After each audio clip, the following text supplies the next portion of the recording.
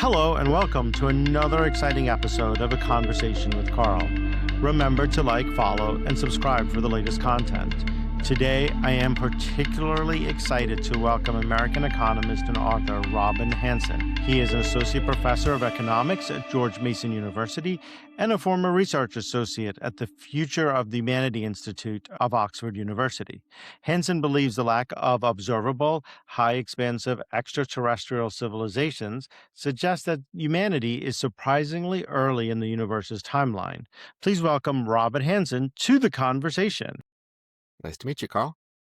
Well, it's a pleasure. I'm so excited to talk to you today because you have quite an illustrious career, but today I would love to focus on your theory and study of extraterrestrials.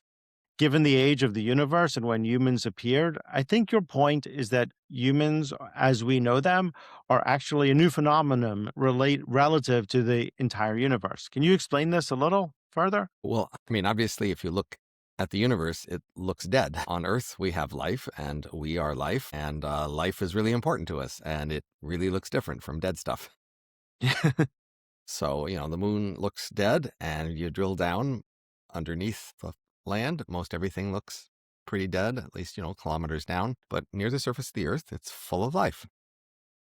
And you might have hoped or expected the universe to have lots of that out there, too, but it doesn't seem to. This just looks dead everywhere we've ever looked. And that's a bit of a puzzle. Why does it all look dead? Well, the question becomes, how did the humans show up? So And now we're that's the something- exception. Yes. As opposed to the usual case, we're very exception. One way to think about that is to say that presumably we started like everything else. Origin, our planet, material of the solar system, etc., was dead. And then we transitioned from being dead to part of us not being dead. And that process that went from our origin to here had to have been very unlikely.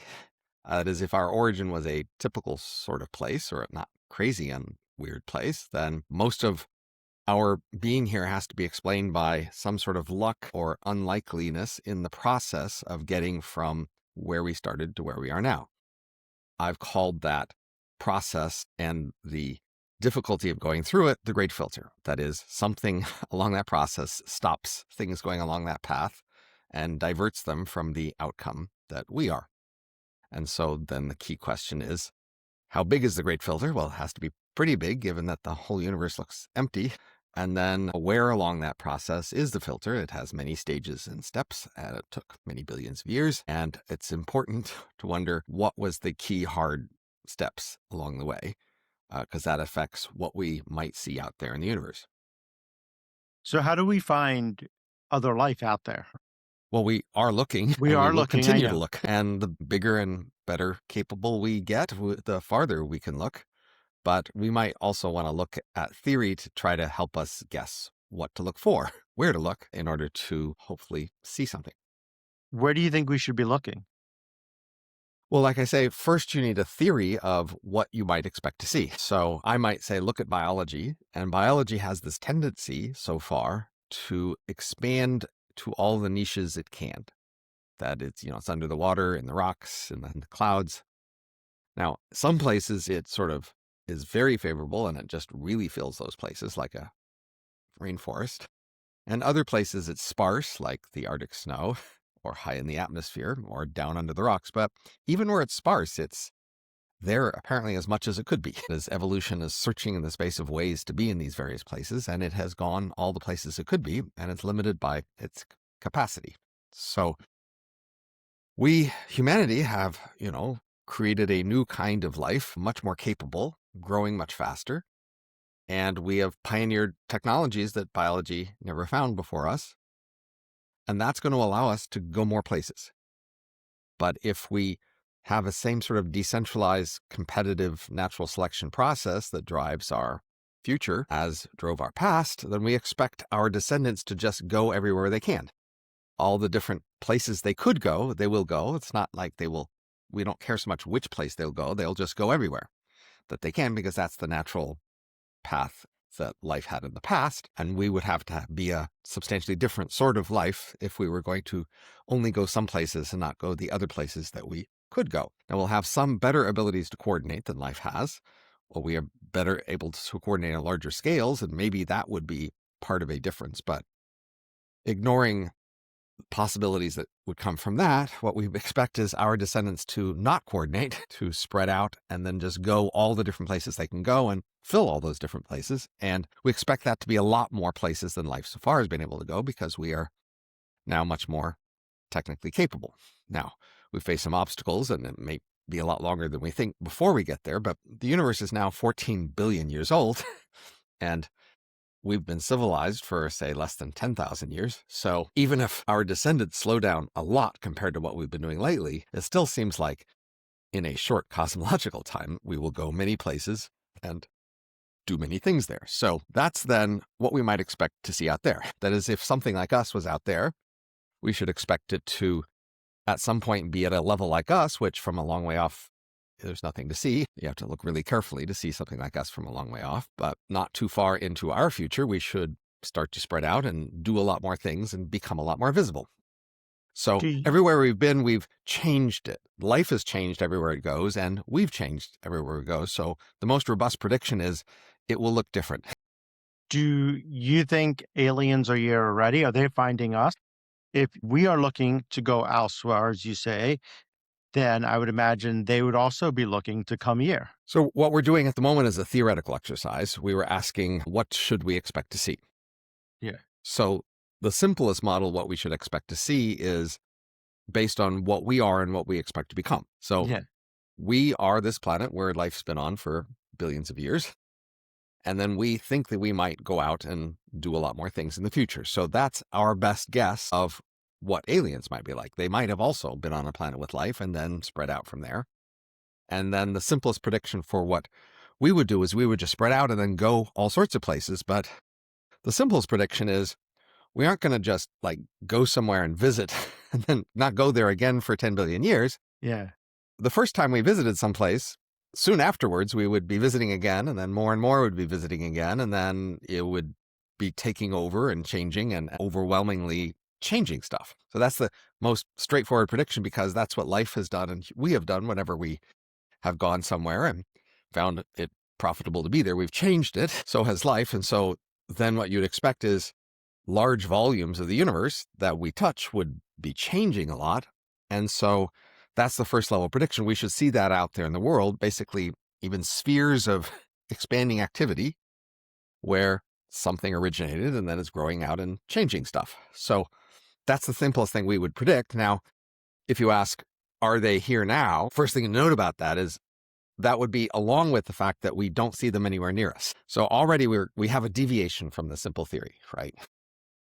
My simple prediction is they go everywhere, but wherever they go, they're going lots of places nearby, and they just make big visible changes to wherever they go, in which case, if they were here now, they'd also be many places nearby now, and some of those places would just be obviously different, and we would see that, which we don't. So the simplest theory, if we just accept this prediction that they're going to be like what we have been and what we expect to become, expanding, colonizing, changing, then since we don't see that anywhere, the simplest prediction was, I guess they aren't anywhere we see. And if you make a mathematical model of this process I've just described, which we could go into if you want, it would predict that they might be out there, but they just haven't been where we could see them yet. So, but they might eventually be there, and then we could say how long till they'll be there, how long till we meet, etc. But the simplest model is they originate rarely, and eventually they start growing, and then they just keep growing until they meet each other. And we're at one of these origin points, near one of these origin points of when we'd start growing. We may not grow, but if we do, it'll be soon. And then, therefore, if we look out and we don't see them, that the question is that even consistent with this model? It turns out to be yes, but in order to have it consistent with this model, I have to make a key assumption they expand really fast. Because if they expanded slower, we would see them. But if they expand really fast, we don't see them. We look up and we don't see them. So the simplest way to account for this model I gave you is that they and we just expand really fast at a substantial fraction of the speed of light, which then predicts we wouldn't see them at our origin time, which then explains why we could be typical. And that model has, implications about the future of the universe and how far away they are, things like that. But That's not the only way to predict what you were asking about. So we can go there, but we have to realize we're going to have to modify the simple story, right? That's what I'm just trying to get clear about the theory here. Okay. We start with the very simplest data we know, the very simplest theory to account for it.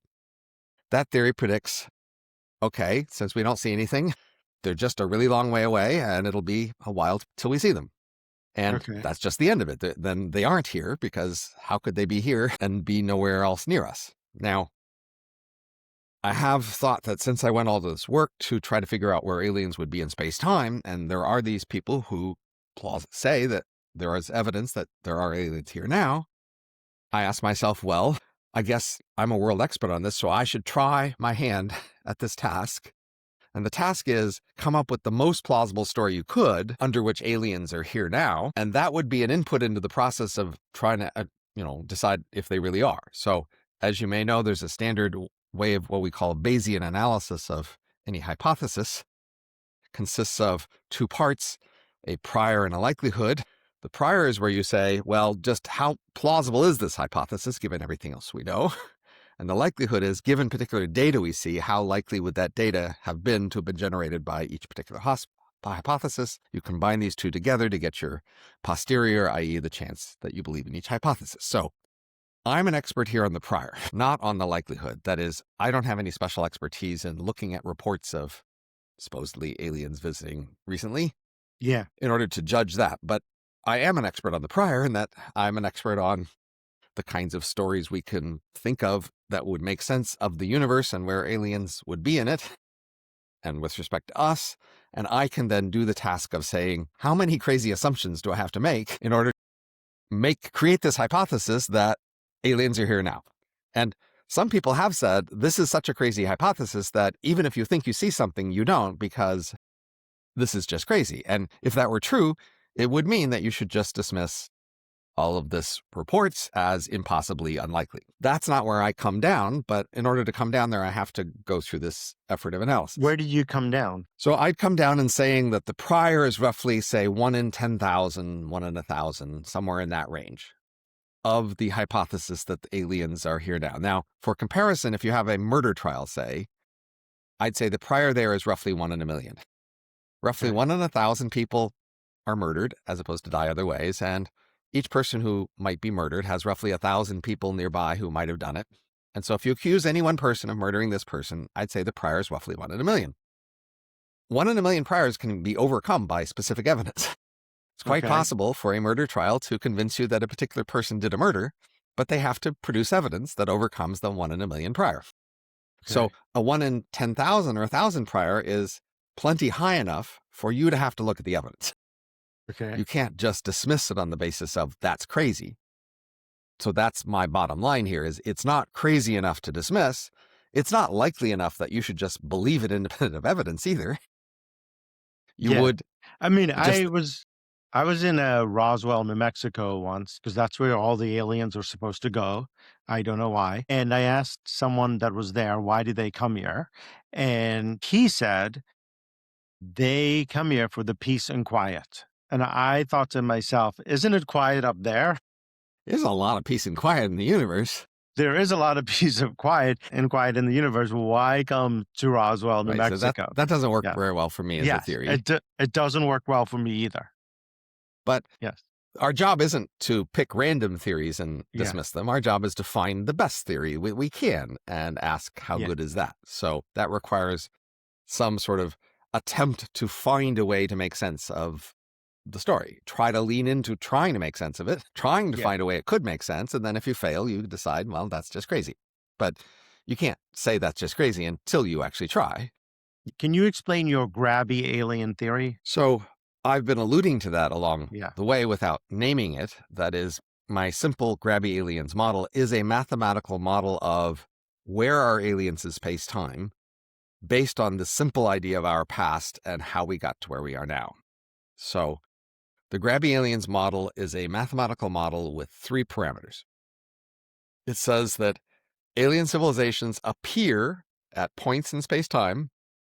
They appear at roughly random places, because on the universe, large scale, things are kind of uniformly distributed. So on that scale, random places make sense. And then they appear at random times according to a particular power law that I'll explain in a minute. And that power law has two parameters in it. And then when they do appear at a point in space-time, they just expand from that point at some speed, the speed of expansion. And then that's the whole model. And so we need to fit this model to data. So we need data that speaks to these three parameters. And it turns out we have a datum for each of these parameters. So we can actually just take three pieces of data that map to these three parameters and then have a model of where aliens are in space-time. That's a nice, elegant, simple model. And you can just do this with these three parameters. So the one parameter I've just explained was the speed of expansion. And as I said before, what you can do is vary that speed of expansion in simulations. And what you'll find is when the speed is slow, at a random time, when a random alien civilization appears, when it looks around, it sees lots of others in the sky. Lots of big spheres expanding out there that look really different. So, but when it expands really fast, it doesn't see any in the sky. But it needs to be expanding really quite fast. And so that, since we look in the sky, we don't see anything there, that says, okay, the speed has to be really hot. So that gives us one of the parameters. We got one out of the three parameters, and we are ready to keep going. Okay. Now, the other two parameters are about this power law of when in time they appear. And for that, we use what's called a hard steps model of the appearance of advanced life on Earth. So on Earth, life was only possible after, things cooled down and rocks stopped smashing so much. And, that's roughly 4.5 billion years ago.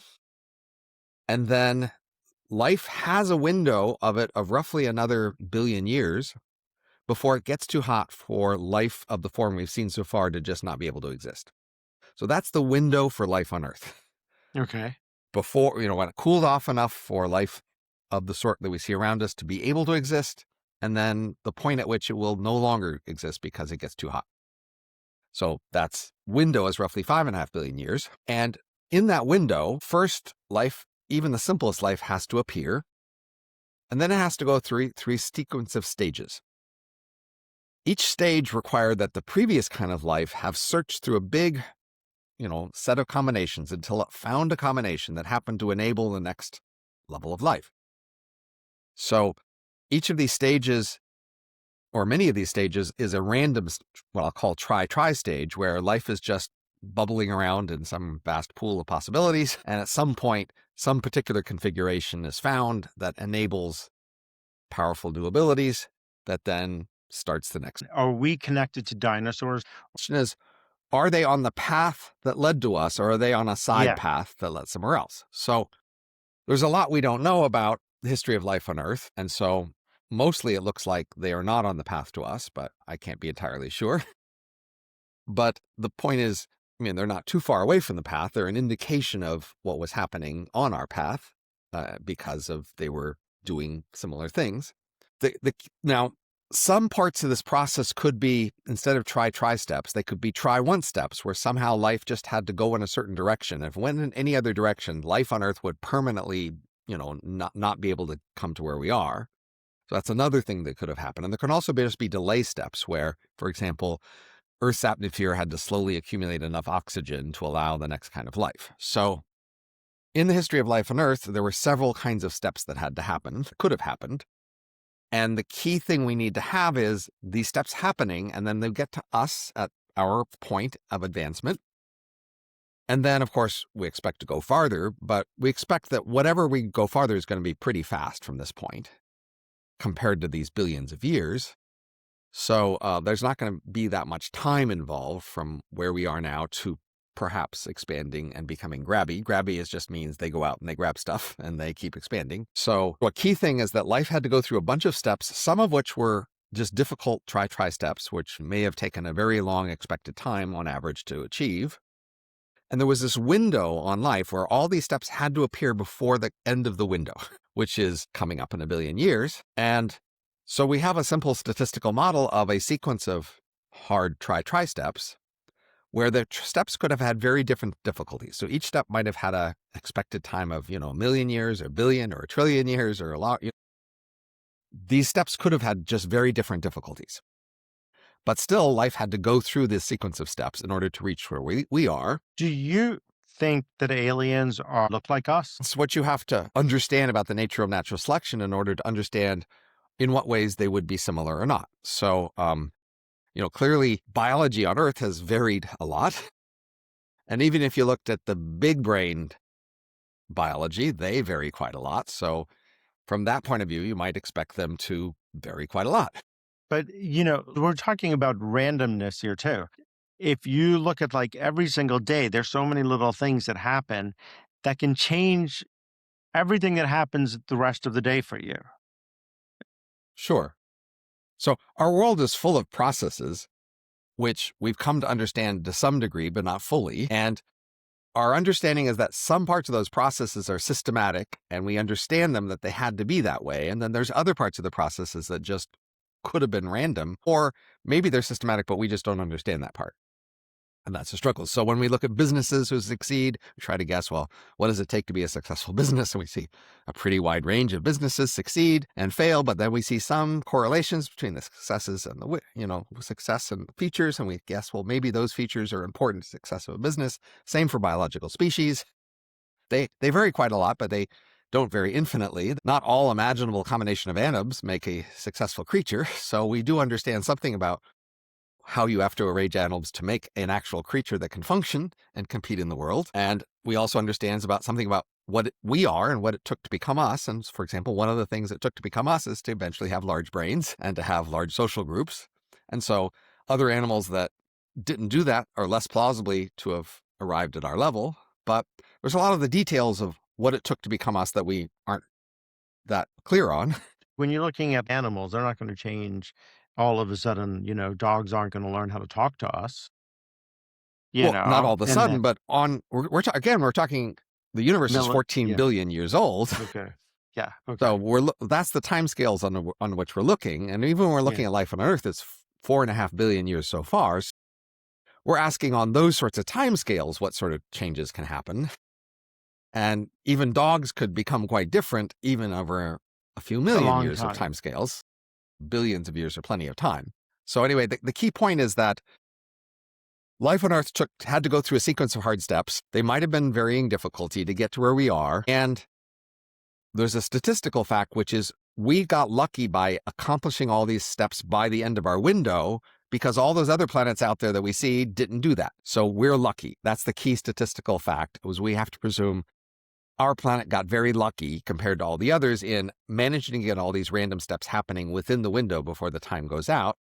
And that statistical model has predictions that the duration of time we have left right now is equal also to the average duration of these steps, which are the same as each other, independent of how difficult they were. That means there's a rough equal time step process that happened in the past, and that also will happen in this next open window before it's closed. So we can use those durations to guess roughly the number of steps.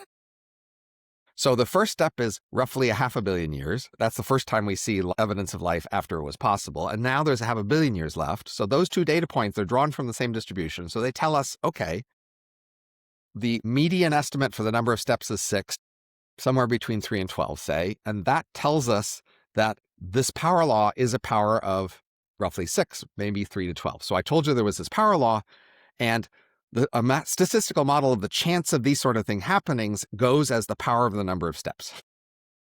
So using this history of life on Earth, we could say, the power in the power law is roughly 6, somewhere between 3 and 12. And that gives us the second parameter. Yeah. Okay. Now the third parameter is a constant in front of the power law. Where do we get that? Well, we get that from saying we are now a random sample of the date when this happens in the history of the universe. And that date is proportional to the constant in front of the power law. So we can use our date to get a rough estimate of the constant. So we've got the constant of the power law, we've got the power, we've got the speed of expansion, we've got all three parameters, and we can then do a bunch of statistical modeling of this, model, sampling from this model, and, fitting it with these number values we have. And then we can use that to estimate the following two numbers. One is, on average, advanced aliens that span to fill the universe appear once per million galaxies. So not more than once per galaxy, once per million galaxies. So pretty rare, but still, there's far more than 1 million galaxies in the universe. So there's a lot of them, but still pretty far away from here. And then the other is that, they expand at roughly near the speed of light. And so if we start to do that, say within 1,000,000 years, we'll meet them in a roughly billion years. So those are the parameters you can get out of this modeling process. Now, this is not at all optimistic for aliens being here now. So as you said, we have to make some other assumptions in order to explain aliens being here, which I have done, which give me a rough estimate of 1 in 1,000, 1 in 10,000. But again, I have to add some assumptions to the simple model I've just explained to you. Do you believe the government is withholding information about aliens or non-human intelligent life? I mean, the government just, especially the military, as a habit, withholds information. And Okay. as a habit, also just lies and tries to mislead people. So that's going to be true regardless of whether there's aliens. That's just a Okay. constant in their nature, okay? So you'll have to fold that into your interpretation of evidence or lack of it, but that's Okay. just a constant of their nature. And then what role does AI play in this? Less than you think, but if you, I find it quite plausible that within, say, the next 1,000,000 years, certainly even the next 1,000, it's quite likely that our descendants will have powerful AIs, and then they will be the dominant population among our descendants. Just like, for example, industry has come to dominate over subsistence agriculture. Most humans 300 years ago were doing subsistence agriculture. Now we're not, because the more productive economic mode dominated, and AIs will just be more productive, and so they will come to dominate. So if you look at aliens who are, tens of millions, hundreds of millions years more advanced than us, which almost all aliens should be if we met them, they should just be all be AIs. Okay. They are just civilizations of AIs, but they don't think of themselves as AIs per se. They think of themselves as, so our AI descendants will probably think of themselves as human. So, But they but they will be artificials, just like our world is very artificial. I think if our ancestors looked at our lives, they're not so sure they would call us human. We okay. are really quite artificially constructed in artificial worlds, but we think of ourselves as human. And I think our descendants will too, and so will the aliens' descendants. So, I mean, they will think of themselves as descendants from their aliens. So our descendants in 1,000 years will be built artificially. They'll be made in factories. They'll be artificial construction. Their mind will be arranged more deliberately, but they will still see themselves as our descendants. So that's what you should expect for aliens, but it doesn't actually make much difference to this whole where are the aliens and what are they doing story. When you say will be built in factories, are you saying it will all be like test tubes and in a science experiment? Maybe more like ordinary factories where you just make chips and, robot And arms there and I things. So go. like Yeah. artificial economy has just been beating out biology for a long time, right? We've been very consistently swapping from horses to cars, birds to planes. As whenever we can, we've been substituting structured industrial processes for natural biological processes in the economy. And we will continue to do that for the next centuries. And plausibly, that leads to our descendants having artificially constructed minds and artificially constructed bodies. And that's just the plausible future. So that means aliens are like that too. Um, are there UFOs? UFO just means unidentified. So, of course, yes, there are UFOs. There are UFO reports that are quite puzzling. And I don't think they can be easily dismissed. And the evidence that I find most compelling is actually reports of glints around in Earth orbit before Sputnik. Okay. I don't know if you've read about these, but basically, the Palomar telescope, took images of the sky before the first human satellite went into Earth orbit. And it took images of the sky. And in these images, I'll take an image like an hour apart of the same area, trying to take in a different color. And then in these images, on one of them, they'll see a flash of light that they don't see on the other one.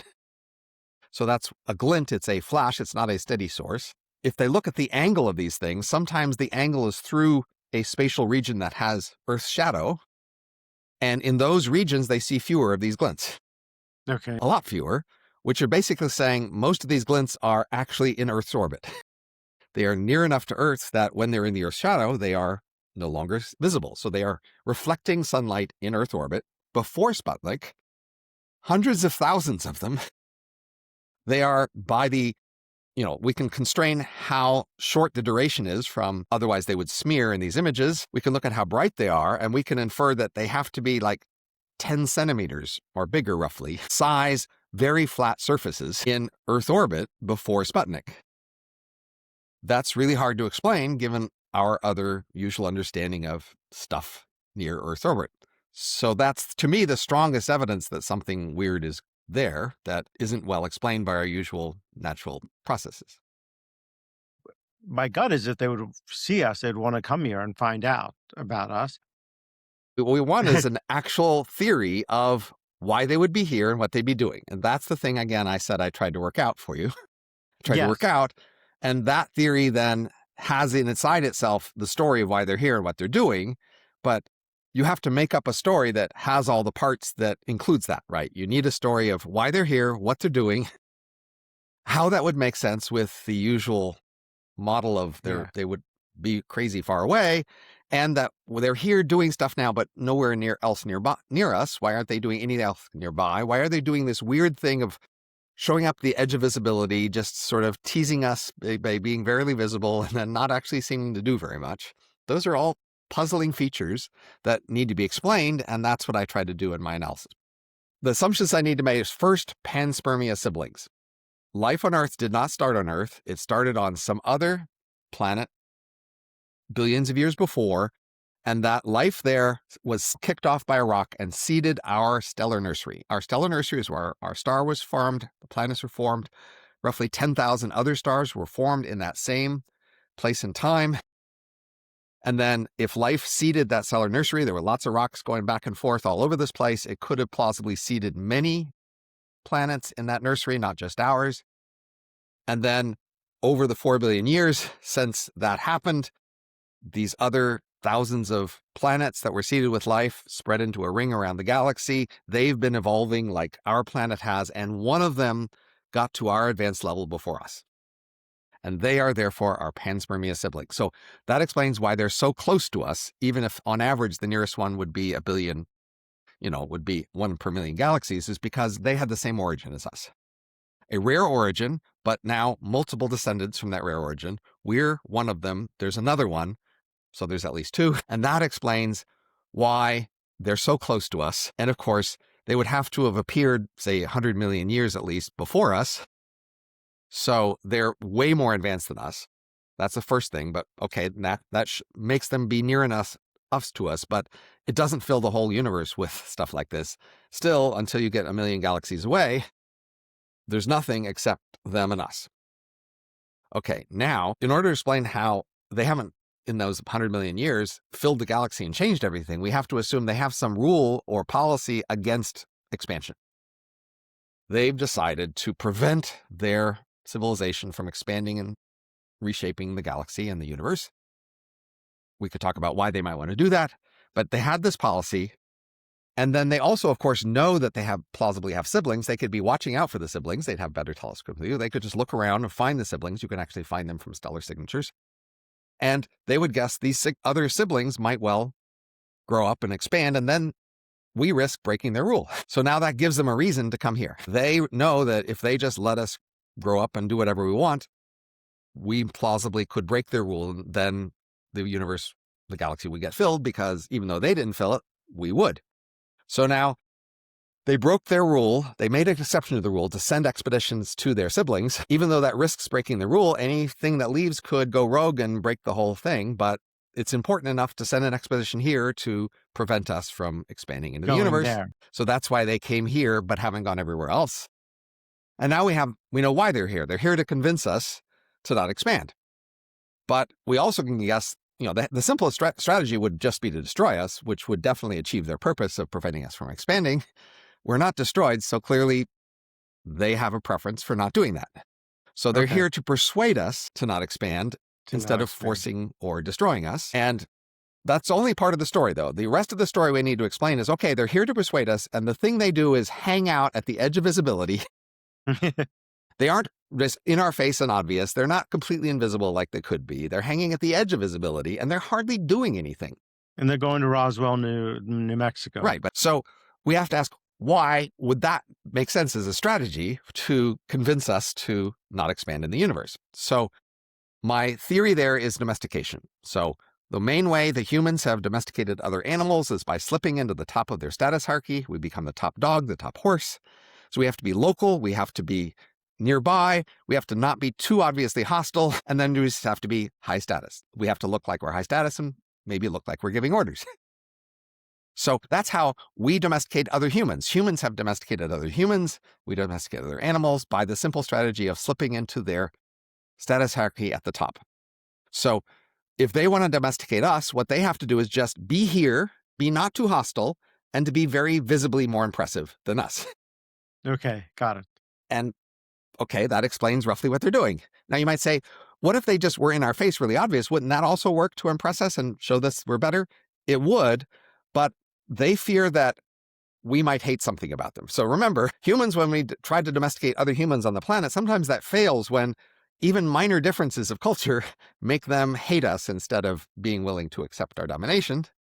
And so they fear that since they are actually aliens, maybe they eat babies. They don't think that's a bad thing. We would just get really pissed about it, and that would just squash the whole thing. So they can't reveal very much about themselves for fear that something that they would reveal would offend us and break the domestication magic. So that's why we they don't have know to. much about we don't because But we don't need to know much. Once we can walk through the story, as we just said, we can figure out why they're here and what they want. And now, if we're impressed enough by them, we will just do it. And apparently, most people who believe that UFOs are aliens think they're great and that we should model after them and that they are wise and we should do what they say. That's what, in fact, most people who believe UFOs are aliens believe. Very, very few of them believe they're hostile and enemies and we should be resisting and fighting them. Most of them think they are wise elders who we should emulate and follow. But most people I've talked to who believe substantially that some UFOs are aliens, they're actually pretty pro-alien. yeah. They think they're wise, we're not. They're here to warn us about nuclear war, environmental destruction, whatever. A lot of people think they're here to give us wise advice. So it does seem like we are ready to be domesticated by them.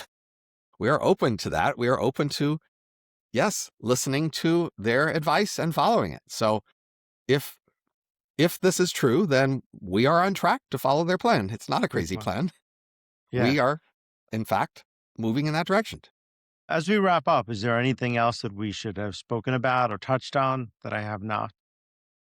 There's lots of other things we could talk about. We won't get to them all. This is an interesting topic, but unfortunately, it's not very actionable. Yeah. The main actionable part is the stuff we just talked about. Well, if some UFOs are aliens, then the actionable part is, well, what are we going to do about these powerful things around who have an agenda for us? So it's like, say you grew up on the farm and you wanted to leave the farm and go off to the city, and you've got a big brother, and big brother says, no, we need you on the farm. You cannot leave the farm. You're got to stay here on the farm. Well, your future just got a lot less limited, got more limited, right? You think, could I escape Big Brother? Could I sneak out in the middle of the night? And this Big Brother is really strong, really watchful, and you're going to have a really hard time doing that. And that would be the situation we're in. Like, these aliens, they're here. They don't want us to expand. And they're 100 million years more advanced than us. We have very little chance of defying their wishes. And that's just going to limit our future. It's sad news. This is bad news. This is not inspiring. This is bad news, but sometimes bad news is true. And if it is, you should try to learn about it. Robin Hanson, thank you so much for joining me. Thank you out there for listening. If you have thoughts or comments, please put them in the comment section below. And until next time, everyone, be safe.